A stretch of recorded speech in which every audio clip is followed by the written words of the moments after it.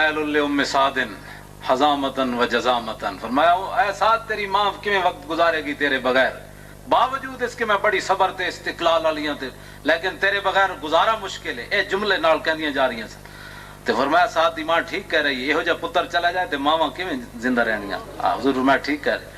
ते जदों नबी अलैहिस्सलाम उन्हां दी कब्र च उतरे ना, अब देखें वो बात, हुजूर नूं हसाया ना, ते अब देखें क्या होने वाला है। रब भी हसदा भाई, रब भी हसदा, बेनियाज होते उन्होंने, लेकिन नहीं, वो अपने हबीब दे गुलामां नाल मेहरबानी फरमांदा।